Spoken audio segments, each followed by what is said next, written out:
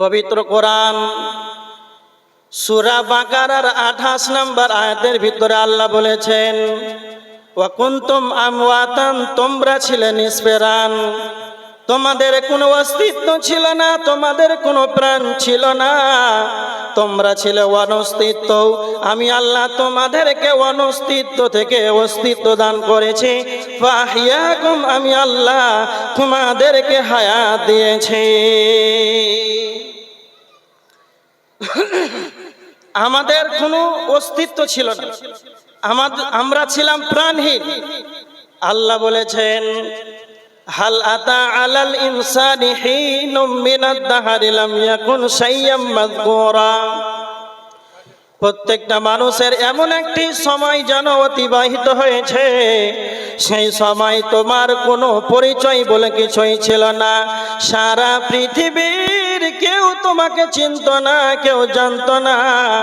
আব্দুল কাইয়ুমের বয়স 27 বছর হলো, 2 বছরকে পিছিয়ে দেন, 29-30 বছর করে দেন।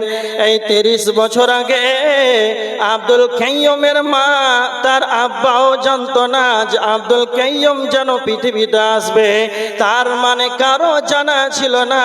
তো আমার আল্লাহ এটাই বোঝাতে চেয়েছেন, তোমরা ছিলে অনস্তিত্ব, তোমাদেরকে অনস্তিত্ব থেকে তোমাদেরকে হায়াত দিয়েছি। তবে তোমরা কোথায় ছিলে?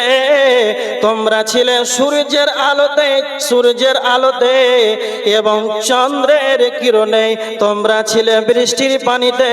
এইগুলি যখন মাঠে বৃষ্টি হয়েছে, সেখান থেকে তোমরা ফসল উৎপন্ন করেছ। ধান, গম, যাবতীয় যতগুলো পৃথিবীর বুকে আমাদের খাওয়ার বস্তু আছে, সমস্ত খাবার যেন সূর্যের আলো ছাড়া, যেন বৃষ্টির পানি ছাড়া, যেন পৃথিবীতে কোনো ফসল উৎপন্ন হবে না। তার মানে দার্শনিক বোঝাতে চাইছেন, তোমরা ছিলে সূর্যের আলোতে, চন্দ্রের কিরণে, বৃষ্টির পানিতে। এইগুলো থেকে যখন ফসল উৎপন্ন হয়েছে, যখন ধান হয়েছে, চাউল হয়েছে, গম হয়েছে, আটা হয়েছে, এইগুলি যখন খাওয়ার, যখন পুরুষ নামে মেশিনে ভরে দেওয়া হয়, যেমন ভাত, যেমন আপেল, বেদানা, কিশমিশ, চেরি, পৃথিবীর বুকে যতগুলো খাবার আছে, পুরুষ নামে মেশিনে যদি ভরে দেওয়া হয়, তাহলে সেটা হলার হয়ে যেন সেখান থেকে শুক্রাণু তৈরি হবে। আর যদি একই খাবার মহিলাদের পেটের ভিতরে যদি ভরে দেওয়া হয়, সেখান থেকে যেন ডিম্বাণু তৈরি হবে।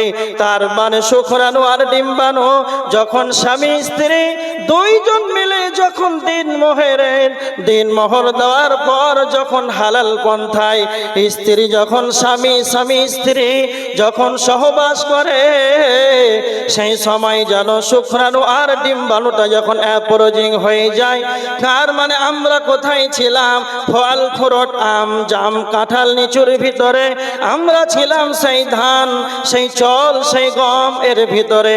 এইগুলো থেকে শুক্রাণু আর ডিম্বাণু যখন একত্রিত হয়েছে, এবার একটা ভালো করে খুব তাফসীর শুনে নেন। একটা পুরুষ যখন মহিলার সঙ্গে, তার স্ত্রীর সঙ্গে সহবাস করে, তখন কতটা যেন শুক্রাণু বের হয়। শুক্রাণু বের হয়, মেডিকেল সায়েন্স তিনারা প্রমাণ করেছেন, ল্যাব অনুযায়ী সেখান থেকে 6 কোটি সেখান থেকে শুক্রাণু বের হয়। তার মানে একটা পুরুষ যদি স্ত্রীর সঙ্গে সহবাস করে, তার মানে নরমালি এটা 6,60,000,000 যেন সেখান থেকে যেন শুক্রাণু বের হয়। সেখান থেকে এত লক্ষ কোটি যখন শুক্রাণু বেরিয়ে আসে, সেখান থেকে একজনের জন্ম হয় অথবা 2 জনের সন্তান জন্ম হয়। তার মানে তাফসীরবিদেরা তিনারা বলেছেন, যখন শুক্রাণুটা 6 কোটি যখন বের হলো, তুমি মনে রেখে দাও, সেখান থেকে 5,99,99,999টি 5,00,00,000 99,999,999টি শুক্রাণু যেন গোসলের পানিতে ধুয়ে মুছে চলে যায়। আবার আল্লাহ বলতে চাইছেন, বান্দারে ওই 6 কোটি শুক্রাণুর ভিতর থেকে আমি আব্দুল কাইয়ুমকে, হাজী আব্দুল সাত্তারকে, জব্বারকে পৃথিবীতে আমি একজনকে আনয়ন করেছে। তারপরে কি তোমরা জানো না? তারপরে কি তোমরা বুঝতে পারো না? তোমাদের সৃষ্টি করনেওয়ালা কেউ আছে, তোমাদের হায়াত দেনেওয়ালা কেউ আছে। যদি তোমার জন্মসূত্র যদি তুমি জেনে নাও, তাহলে তুমি আমাকে তাড়াতাড়ি করে তোমার রবের পরিচয় পেয়ে যাবে। যখন তুমি তোমার রবের পরিচয় যখন পেয়ে যাবে, তোমার ইবাদতে তখনই যেন মনোযোগী হবে।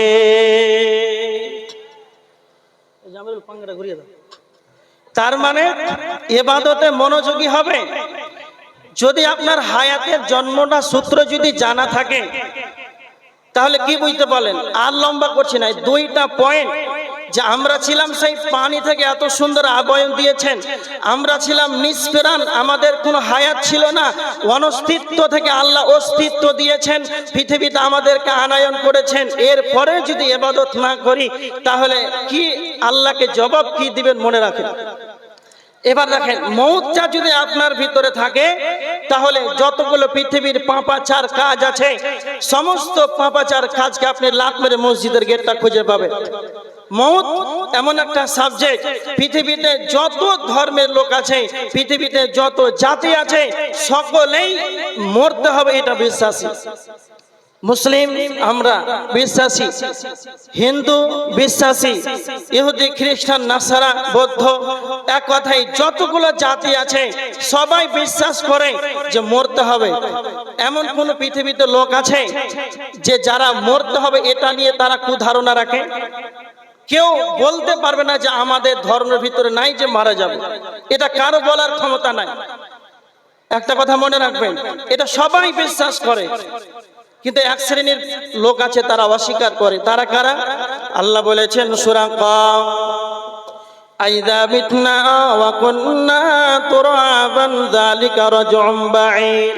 কাফেরদের ধারণা রয়েছে আমরা যখন মারা যাব, পচে যাব, গলে যাব, আমাদের হাড় হাড্ডি গুলো যখন মাটির সঙ্গে মিশে যাবে, তখন কি আমাদেরকে কি আমার আবার পুনরুজ্জীবিত করা হবে। কিন্তু তারা জানে না। তার মানে এটা যদি আপনার ধারণা হয়, এটা কোনোদিন মুসলিমদের ধারণা হতে পারে না। যারা যারা মুসলমান আছেন, সর্বপ্রথম আপনাকে মনে রাখতে হবে, আমাকে কিয়ামতের ময়দানে আমাকে দণ্ডায়মান হতে হবে। আর যদি অস্বীকার করেন, তাহলে জাহান্নামে যেতে হবে। জাহান্নামীরা যখন জাহান্নামের ভিতরে চলে যাবে, জান্নাতীরা বলবে, ও জাহান্নামী ভাইয়েরা, তোমরা কেন জাহান্নামে গেলে বলো? তারা 4 নাম্বার কারণ বলবে। আল্লাহ বলেছেন সূরা আল মুদ্দাসির, ওয়া কুন্না নুকাযযিবু বিয়াউমিদ্দিন। এক কথায় আমরা আখিরাতটাকে অস্বীকার করতাম। কিয়ামত হবে, আখিরাত হবে, হাসরের ময়দানে উঠতে হবে, এটা যেন আমরা যেন অস্বীকার করতাম। তার মানে যারা অস্বীকার করবে, মরার পর আবার আমাদেরকে পুনরুজ্জীবিত করা হবে, এরা কোনোদিন ঈমানদার হতে পারে না। তাই আমার আল্লাহ বলেছেন সূরা আল মুমিনুনের 115 নম্বর আয়াত, আল্লাহ বলেছেন, আফহাসিবতুম আন্নামা খালাকনাকুম আবাসা ওয়া আন্নাকুম ইলাইনা লা তুরজাউন। বান্দারে, তোমরা কি ভেবেছো যে তোমাদেরকে আমার কাছে ফিরে আসতে হবে না? আল্লাহ সূরা গাসিয়ার শেষ অংশে বলেছেন, ইন্না ইলাইনা ইয়াবাহুম সুম্মা ইন্না আলাইনা হিসাবাহুম। আল্লাহ বলেছেন আমার কাছে আসতেই হবে আর হিসাব দিতেই হবে। যদি কালে এরকম সন্দেহ হয় যে আমাকে আবার উঠতে হবে, তাহলে আপনার ভিতরে ঈমান নাই। আল্লাহ নিজেই বলেছেন এটা কাফেরদের কুধারণা, খারাপ ধারণা যে আমরা মরে গেলে আর আবার উঠবো, এটা কাফেরদের ধারণা। এবার দেখেন, কয়েকটা কথা আপনাকে বলি, খুব ভালো করে শুনে। একটা প্রশ্ন করছি আপনাদের, এক মুসলিমের প্রতি অপর মুসলিমের কয়টা হক কারো জানা আছে? কয়টা হক? 5টা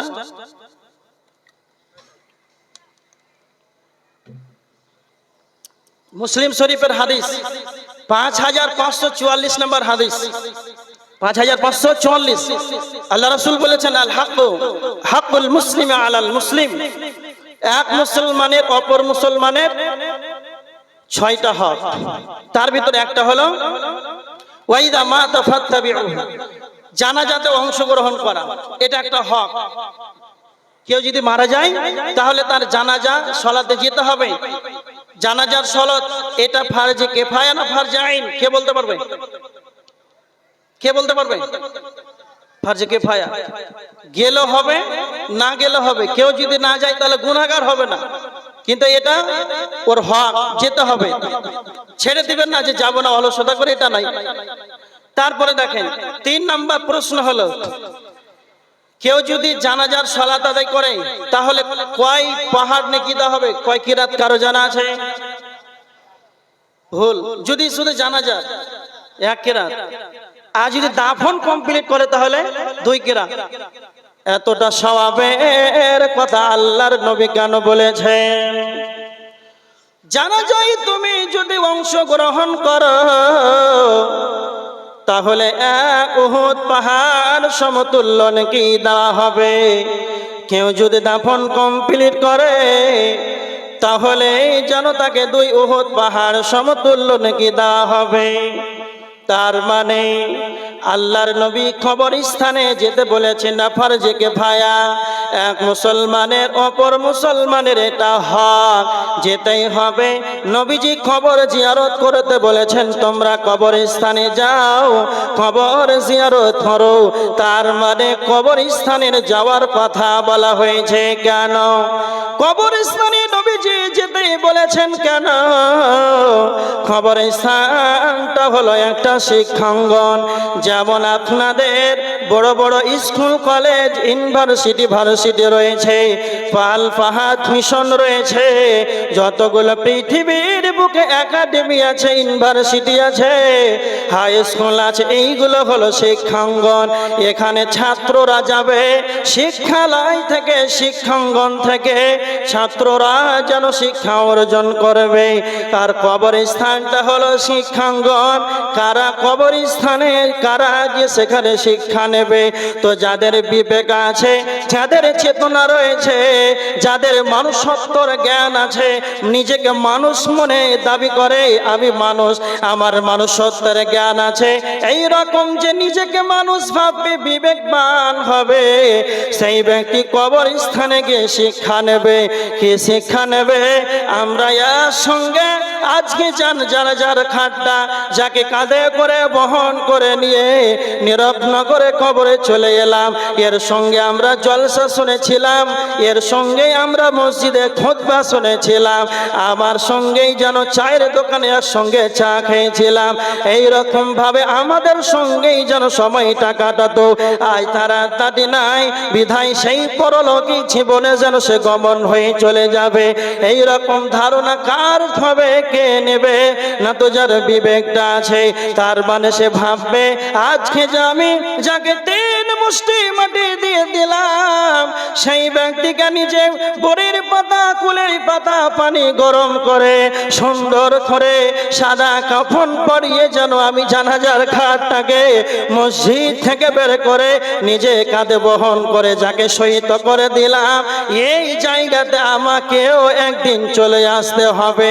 একজন ব্যক্তি যদি নিজের হাতে গোসল দিয়ে নিজে কাঁধে বহন করে নিজে জানাজার খাটটাকে সামনে করে জানাজার সালাতটাকে আদায় করে নিজের হাতে 3 মুষ্টি মাটি দেওয়ার পর তার যদি বিবেকটা না খুলে আসে, এইভাবে আমাকে একদিন কবরে চলে যেতে হবে, এরপরে যদি সে মসজিদমুখী না হয়, তাহলে পৃথিবীর বুকে এমন কোন শিক্ষাঙ্গন নাই, পৃথিবীর বুকে এমন কোন প্রতিষ্ঠান নাই সেই জায়গাতে তাকে ভর্তি করে দেওয়া হবে, 5 বছর পড়াশোনা করবে, সেই জায়গাতে তাকে কবরের মতন শিক্ষা দিয়ে দিবে, এইভাবে চলে যেতে হবে। তার মানে কবরে দাফন কমপ্লিট করার পর যদি তার বিবেকটা না খুলে আসে, এইভাবে আমাকে একদিন চলে যেতে হবে, তার মতন এই যেটা যদি বুঝতে না পারে, তারপরে যদি তার মদের বোতলটা হাতে থাকে, তারপরে যদি চায়ের দোকানে 4 ঘন্টা আড্ডা পিটে, তারপরে যদি মানুষের গীবত করে, তারপরে মানুষের পৌরাণিক জীবন নিয়ে চিন্তা না করে, তারপরে যদি চরিত্র খারাপ করে, তাহলে তার মতন হতভাগা আসমানের নিচে জমিনের উপরে আর কেউ হতে পারে না। কবরস্থানটা এমন একটি জায়গা, এমন একটি জায়গা, সেখানে যাওয়ার পর শিক্ষা নিতে হবে। আর আমাদের তো শিক্ষা তো নেওয়া দূরের কথা, আমরা যখন কবরস্থানে যাই, আমাদের সমাজের মানুষ সেখানে গিয়ে রাজনীতির গল্প করে, এরকম আছে না নাই? আপনাদের এলাকায় নাই? ওর ছেলেটা ডাক্তারি লাইনে পড়ছে, মানে উচ্চ মাধ্যমিক পাস করে 3 বছর কোর্স পুরা করে, মানে আরো 5 বছর পর ট্রেনিং পাওয়ার পর সে জয়েন হবে সরকারি একজন ডক্টর। তার আগে 5 বছর আগে কবরস্থানে আলোচনা হয় যে আমার ছেলে ডাক্তার হবে, ওই ঘটনাটাকে কবরস্থানে বলতে হবে। এরকম আছে নাই আপনাদের এলাকায়? ওর ছেলে ডাক্তার হবে, ওর স্ত্রী চাকরি পাবে, কি পাবে, কবরস্থানে যে বলতে হবে। এবার দেখেন আপনি কবরস্থানে শিক্ষা নেবেন না এইরকম হতমূর্খর মতন এগুলো পারিবারিক, সাংসারিক এবং রাজনীতির গল্প কবরে করবেন? খবরদার, হুঁশিয়ার। জীবনে পশ্চিম কালো কবরের স্থানে যাবেন, চুপচাপ একে নিরিবিলি থাকবেন, কার সঙ্গে গল্প করার দরকার নেই। আপনাদের এই কবরস্থানে কয়েকবার গিয়েছে, আমি তো একাই দাঁড়িয়ে থাকি, পারতপক্ষে চেষ্টা করি। তারপরে কিছু অনেক শিক্ষিত মানুষ তো ওই জন্য চলে আসে বারবার গল্প করতে, আর সময় কাটাতে। আল্লাহ যেন বুঝার তৌফিক দান করেন। সেইখানে আপনি একজন ব্যক্তিকে কিছুক্ষণ আগে সে জীবিত ছিল, 6 ঘন্টা 8 ঘন্টা আগে জীবিত ছিল, আর তাতে নাই বিধায় আপনি 8 ঘন্টা 5 ঘন্টা পর তাকে শহীদ করে দিলেন। তো সেখান থেকে আপনি কি শিক্ষা নিলেন? খুব সাবধান। এখানে একটা কথা বলে যে আপনাকে, যারা কবরস্থানে গিয়ে রাজনীতির গল্প করে, পারিবারিক সাংসারিক জীবনের যারা গল্প করে, এরা মানুষ নয়, এরা হচ্ছে মানুষ নামের পশু। এরা মানুষ নামের পশু। কেমন? আল্লাহ সুবহানাহু ওয়া তাআলা মানুষকে বলেছেন লাকাদ খালাকনাল ইনসানা ফি আহসানি তাকবীম, আমি আল্লাহ মানুষকে সুন্দর আবয়ন দিয়ে সৃষ্টি করেছি। আবার অন্যত্র সূরা আরাফের মধ্যম অংশে আল্লাহ বলেছেন 179 নম্বর আয়াতের ভিতরে, উলাইকা কাল আনাম, এরা পশুদের চাইতো খারাপ, বালহুম আযাল, তার চাইতো নিকৃষ্ট, জানোয়ার চাইতো খারাপ। তাহলে তারা কারা? আমি যে যারা কবরস্থানে গিয়ে রাজনীতির গল্প করে, আমি যে তাদেরকে পশু বলে দিলাম, জানোয়ার বলে দিলাম, মাথায় নিয়ে নিলেন, খুব রাগ হলো, তাই না? দুটা উদাহরণ দেবো, খুব ভালো করে বুঝেন। আপনি কত বড় মানুষত্বর জ্ঞান আপনার ভিতরে আছে, আপনি কত বড় জানোয়ার, আপনি ঠিক বুঝতে পারবেন। একটা উদাহরণ দিচ্ছি, ভালো করে দেখেন। আপনাদের এই জলসা, মিয়াপুর জামিয়া মসজিদের জলসায়, মসজিদে যে ক্যাশিয়ার আছে, বাজার করতে গিয়েছে সাইদাপুর, খাসির মাংস নিবে আর বক্তাদের জন্য পরজি করবে। তো প্রায় নিবে 2 কিলোর মতো। ভালো করে কথাটা ভালো করে বুঝেন, কুয়াশাই খানা বুঝেন তো আপনারা? সাইদাপুরে বেশি আছে নাকি? তো সাইদাপুর গেল মোটর সাইকেল নিয়ে, তো 2 কিলো মাংস আছে, একটা মাংস করেছে, মানে পিস পিস করে বিক্রি চলছে, আরো 2-4টা দাঁড়িয়ে থাকে না, থাকে না, থাকে। তো মাংস কসাইখানা মালিকের কাছে মোট 500 গ্রাম আছে, আর আপনাদের মসজিদের ক্যাশিয়ার গিয়ে বলছে আমাকে 2 কিলো লাগবে। তো কি করতে হবে এখন? আর একটা কাটতে হবে। তার মানে ক্যাশিয়ার সাহেব বলছেন যে ওইটা খুব সুন্দর আছে, মোটা আছে, একটু ভালো হবে, ওইটা কাটে। তার মানে ওর দাম দর চলছে যে 500 কেন 550 দাম দেবো, একটু ভালোটাই নিব। তো ওর দাম দর চলছে, তখন খাসিটা কি করে? কাঁঠাল পাতা খায়, খায় না, খায় না? হ্যাঁ, খায়। বলেন তো, তার যে 30 সেকেন্ড পর তার গলায় ছুরি চলবে, তারপরে সে কাঁঠাল পাতা খায় কেন? সে পশু, সে জানোয়ার। সেই জানে না যে আমাকে 30 সেকেন্ড পর আমার উপরে ছুরি চলবে, আমার দামদার হয়ে গেল। এটা সে বুঝতে পারে না, তার মানুষত্বের জ্ঞান তার ভিতরে নাই। এই কারণে সে তখনও কাঁঠাল পাতা কাছে চালিয়েই যাচ্ছে। তার মানে এবার আপনাকে আমি এটাই বোঝাতে চাই, আপনি যাকে সামনে রেখে নিজে হাতে গোসল দিয়ে সামনে রেখে জানাজার সালাত আদায় করে নিজের হাত 3 মুষ্টি মাটি দেওয়ার পর তারপরে যদি আপনি রাজনীতির গল্প করেন, সেই জায়গাতে যদি আপনার বিবেক না হয় আমাকে এইভাবে একদিন চলে যেতে হবে, তাহলে আপনাকে বলছি তার মানে আপনি আপনার মানুষত্বের কি জ্ঞান থাকলো? ওই পশুর ভিতরে আর আপনার ভিতরে পার্থক্যটা কি হলো? আর একটা উদাহরণ শুনেন। 2টা ছেলেকে আনেন, তাদের ফাঁসির কাস্টে ঝুলা হবে। 12 বছরের ছেলে, 2টা ছেলেকে ফাঁসির কাস্টে ঝুলা হবে। এই অবস্থায় একজনকে ফাঁসির কাস্টে ঝুলিয়ে দেওয়া হলো, আর আরেকজন আছে তাকে 15 মিনিট সময় দেওয়া হলো। কয় মিনিট? ভালো করে বুঝার কথাটা, কয় মিনিট? 15 মিনিট। তো এই 15 মিনিট যে তাকে সময় দেওয়া হলো, তো এই সময়টা যদি তাকে সৌদি আরব থেকে আজওয়া খেজুর, আমেরিকা থেকে পাউরুটি, কাশ্মীর থেকে আপেল তাজা তাজা তাকে যদি বলা হয়, আর 5G মোবাইল তাকে বলা হয় তুমি আপেল খাও, ফ্রি ফায়ার খেলো, PUBG খেলো, খেলবে? আপেল খাবে? মাত্র 15 মিনিট খাবে? খাবে না। কেন? মাত্র 15 মিনিট, মরে যাব, কাস্টে ঝুলতে হবে, একটা টেনশন থাকবে না? থাকবে না? থাকবে। যার 15 মিনিট সময় থাকার পর তাকে দুনিয়ার কোনো খাবার ভালো লাগে না, 5G মোবাইল ভালো লাগে না, আপনি আমি নিজের অন্তর থেকে বলেন যে আমার আপনার মানুষের 5টা সেকেন্ডের গ্যারান্টি আছে? কোনো গ্যারান্টি আছে? আপনি যাকে 3 মুষ্টি কবরে মাটি দিয়ে দিলেন, ওর পরে পার্শ্ববর্তী প্রতিবেশী কবরস্থান, আপনি যার পড়োশী হয়ে যাবেন তার পাশেই যে আপনার কবর হয়ে যাবে। আপনি যে রাজনীতির গল্প করছেন, বাড়ি যে আপনার মৃত্যু হবে, ওর পাশেই যে আপনার কবর হয়ে যেতে পারে, এর কোনো গ্যারান্টি আছে? তাহলে সে পশু নাই তো কি? কথাটা হুট করে মাথায় নেবেন না, বুঝার চেষ্টা করেন, আল্লাহ যেন আপনাকে বুঝার তৌফিক দান করে। তারপরে একটা কথা বলি, আগামীকাল, কথাটা খুব ভালো করে শোনেন আর কথাটা মুখস্থ করে নেন। আগামীকাল লাশ হয়ে কবরস্থানে যাওয়ার আগেই, আগামীকাল লাশ হয়ে কবরস্থানে যাওয়ার আগেই আপনি আপনার পায়ে হেঁটে কবরস্থানে যান, এতেই আপনার সফলতা রয়েছে। আগামীকাল লাশ হয়ে অন্যর কাঁধে চেপে কবরস্থানে যাওয়ার আগেই আপনি আপনার পায়ে হেঁটে মসজিদে যান, এতে আপনার সফলতা রয়েছে। কথাটা মুখস্থ করে নেন। সারাক্ষণ যদি বক্তব্য দিলাম ভুলে যান, এই পয়েন্টটা বাড়ি নিয়ে যান আর বলেন যে আমার যতক্ষণ শ্বাস আছে আল্লাহ, যতক্ষণ আমি চলতে পারছি মসজিদমুখী হলাম, আর কোনোদিন সালাত ছাড়বো না। এতে আপনার জালসা করে সফল হয়ে যায়। তার মানে অন্যর কাঁধে চাপার আগে আপনাকে চেষ্টা করতে নিজে মসজিদে যান, এতে আপনার সফলতা রয়েছে। এবার দেখেন, তার মানে আমাদেরকে মরতেই হবে, কবরস্থানে যেতে হবে, কোনো উপায় নাই। এবার দেখেন আল্লাহ বলেছেন বিসমিল্লাহির রহমানির রহিম, কুল্লু নাফসিন যায়িকাতুল মাউত, প্রত্যেকটা প্রাণীকে মৃত্যুর স্বাদ গ্রহণ করতে হবে, এটা কোনো উপায় নাই। আল্লাহ সুবহানাহু ওয়া তাআলা এই আয়াত থেকে কোরআনের ভিতরে চ্যালেঞ্জ করেছেন। একবার নয়, দুইবার নয়, তিনবার চ্যালেঞ্জ করে বলেছেন। সূরা আল আম্বিয়া, সূরা আল ইমরানের 85 নম্বর আয়াত, সূরা আল আনকাবুতের 35 নম্বর আয়াত, সূরা আল আনকাবুতের 57 নম্বর আয়াত। আল্লাহ সুবহানাহু ওয়া তাআলা তিনবার চ্যালেঞ্জ করে বলেছেন, যার ভিতরে জীব থাকবে, যার ভিতরে আত্মা থাকবে, তাকে মৃত্যুর স্বাদ গ্রহণ করতেই হবে। যার ভিতরে জীব থাকবে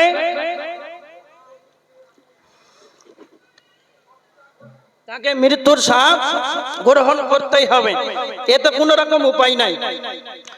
ভালো করে দেখেন, মওত এমন একটা সাবজেক্ট, এর কোনো গ্রুপ নাই। কেমন গ্রুপ নাই? ইসরাফিল যেই দিন সিংহায় ফুৎকার দিয়ে দেবে, সেই দিন সকলেই যেন কবর থেকে উঠে যাবে, কিয়ামতের ময়দানে যেন দণ্ডায়মান হবে, উপস্থিত হবে। সেই দিন কেউ অনুপস্থিত থাকবে না, তার মানে কবর একদিন শেষ হয়ে যাবে, কিয়ামত একদিন শুরু হবে, কিয়ামত যেন একদিন ধ্বংস হয়ে যাবে, শেষ হয়ে যাবে। আমাদের শেষ দুইটি ঠিকানা, একটা হলো জান্নাত আর একটি হলো জাহান্নাম। যারা জান্নাতি হবে তারা জান্নাতে চলে যাবে, যারা জাহান্নামী হবে তারা জাহান্নামে চলে যাবে। তার মানে জান্নাতীদের গ্রুপ আছে, জাহান্নামীদের গ্রুপ আছে। জাহান্নামীরা জাহান্নামে যাবে, জান্নাতীরা জান্নাতে যাবে। কিন্তু মওত এমন একটা সাবজেক্ট, এর কোনো রকমের যেন গ্রুপ নাই। আপনি রাজা হন, মরতে হবে, ভিখারি হন, মরতে হবে, পাইলটের ড্রাইভার হন, প্লেন চালক হন, রিক্সা চালক হন, টোটো চালক হন, আপনাকে মরতে হবে। বাঁচার কোনো উপায় রবে না, বাঁচার কোনো উপায় রবে না। এমনকি নমরুদকে মরতে হয়েছে, ফিরাউনকে মরতে হয়েছে। একটা কথা খুব ভালো করে শুনেন, সারা পৃথিবীকে 4 জন বাদশা শাসন করেছিল, ইতিহাস প্রমাণ করেন। এখন ধরেন পৃথিবীর বুকে 200টা রাষ্ট্র রয়েছে, এই 200 রাষ্ট্রের যেন 200টা প্রধানমন্ত্রী রয়েছে, এক একটা দেশের এক একজন যেন প্রধানমন্ত্রী রয়েছে।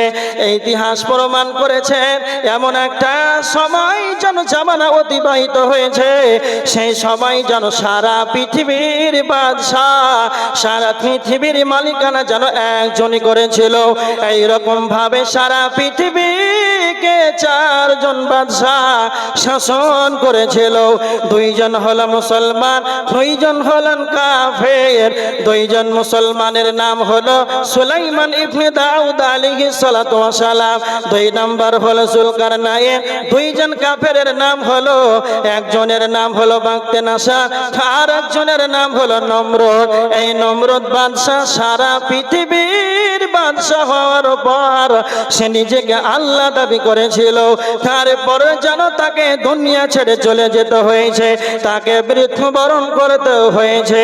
তারপরে দেখেন নবী ইব্রাহিমকে যেতে হয়েছে, নমরুদকে যেতে হয়েছে, নবী মুসাকে দুনিয়া ছেড়ে চলে যেতে হয়েছে, ফিরাউনকে যেন দুনিয়া ছেড়ে চলে যেতে হয়েছে। ফিরাউন তিনি বলেছিলেন আনা রব্বুকুমুল আলা, আমি তোমাদের বড় রব, আমি তোমাদের বড় রব। এটাই শুধু শেষ নয়, সূরা আল কসাসের 38 নম্বর আয়াতের ভিতরে আল্লাহ বলেছেন, ফিরাউন বলেছিলেন মা আমিলতু লাকুম মিন ইলাহিন গায়রি, আমি তোমাদের রব ব্যতীত অন্য কোনো কেউ রব আছে কি এটা আমার জানা নাই। তারপরে যেন ফিরাউনকে পানিতে আল্লাহ ডুবিয়ে তাকে মেরেছেন। তার মানে ফিরাউনকে মরতে হয়েছে, আল্লাহর নবীকে মরতে হয়েছে, এমনকি বিশ্ব নবী নবী মুহাম্মদুর রাসূলুল্লাহ সাল্লাল্লাহু আলাইহি ওয়াসাল্লামকে পৃথিবী থেকে যেন চলে যেতে হয়েছে। কেমন পৃথিবী থেকে ছেড়ে যেতে হয়েছে? আল্লাহর নবীকে মুহাম্মদ সাল্লাল্লাহু আলাইহি ওয়াসাল্লামকে জিবরাইল এসে বলছেন, হে মুহাম্মদ শোনো রেখে দাও, ইসমা শীতা ইন্নাকা মাইয়িতুন, আপনি আপনার মন মতন জীবনটা কাটান, আপনি যার সঙ্গে প্রেম করেন, ভালোবাসা করেন, বন্ধুত্ব করেন, হে মুহাম্মদ তুমি শুনে রেখে দাও, হে মুহাম্মদ তুমি শুনে রেখে দাও, তুমি যার সঙ্গেই বন্ধুত্ব করো না কেন, তুমি যার সঙ্গেই ভালোবাসা করো না কেন, প্রেম নিবেদন করো না কেন, কিন্তু মনে রেখে দাও এই ভালোবাসা বন্ধুত্ব যেন ভেঙে দিতে হবে। ইন্নাকা মাইয়িতুন, তারপরে মরতে হবে। আল্লাহ সুবহানাহু ওয়া তাআলা সূরা জুমারের 30 নম্বর আয়াতের ভিতরে আল্লাহ বলেছে ইন্নাকা মাইয়িতুন ওয়া ইন্নাহুম মাইয়িতুন, হে নবী আপনাকে মরতে হবে, তাদেরকে মরতে হবে। এটাই শুধু শেষ নয়, আমার আল্লাহ নবীজিকে বলেছেন সূরা আম্বিয়ার 34 নম্বর আয়াত, ওয়া মা জাআলনা লিবাশারিম মিন ক্বাবলিকাল খুল, হে নবী আপনার পূর্বে আমি কাউকে অনন্তকাল জীবন দান করি নাই। আফা ইম্মিতা, আপনাকে মরতে হবে, তবে কি তারা চিরজীবী থাকবে? তার মানে সকলকেই যেন মওতের স্বাদ গ্রহণ করতে হবে।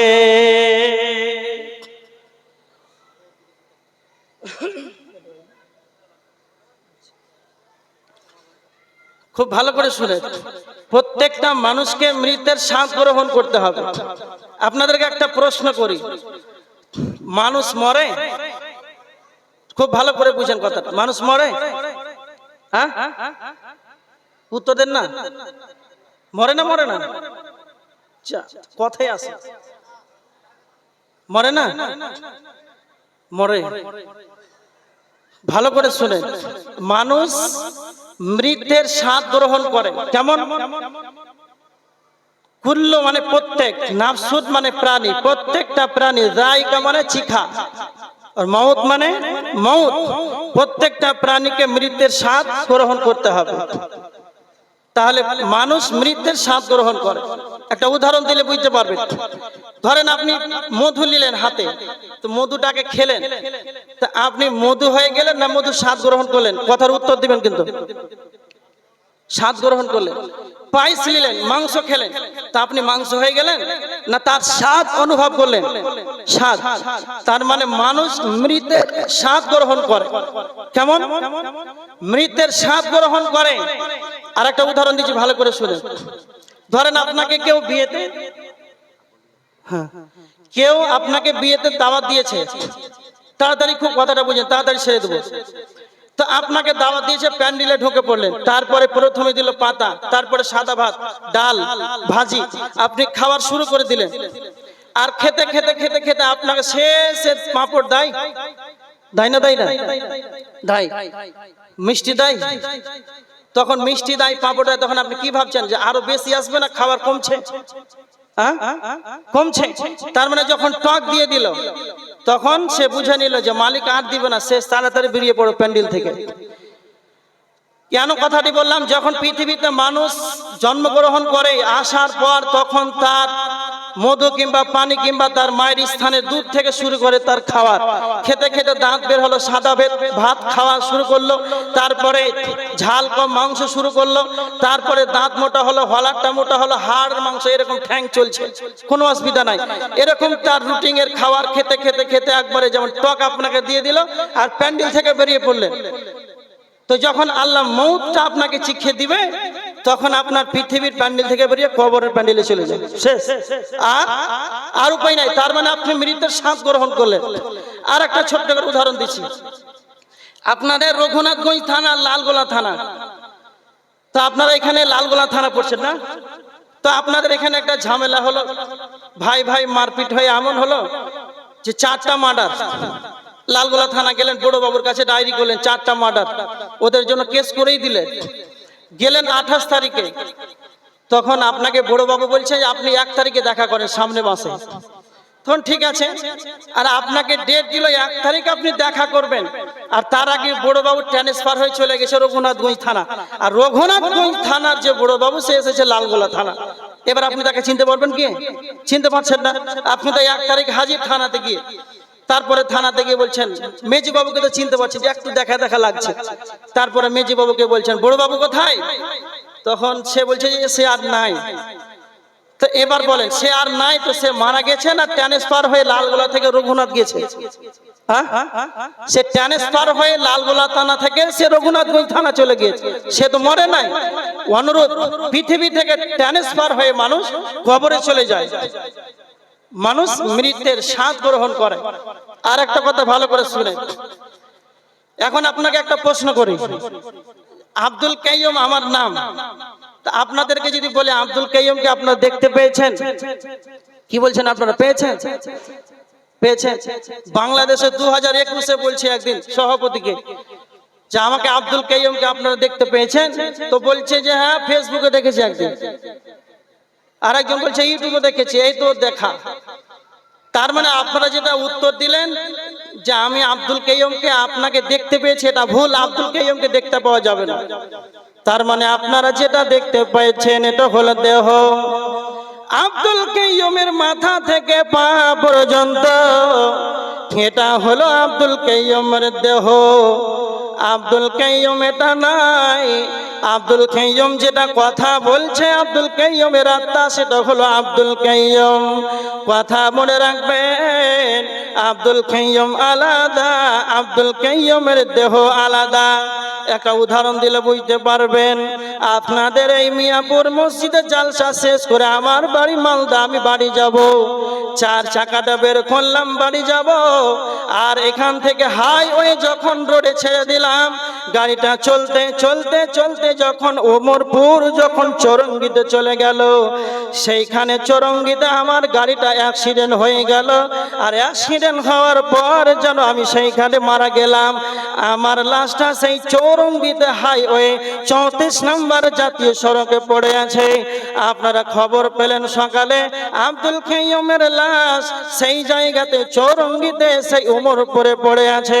তার মানে আপনাদের মুখ থেকে বের হবে আব্দুল কাইয়ুম জলসা করে যখন মালদার দিকে পাড়ি দিয়েছে, তখন আব্দুল কাইয়ুম অ্যাক্সিডেন্ট হয়ে তার লাশটা পড়ে আছে। কথাটা ভালো করে বুঝেন।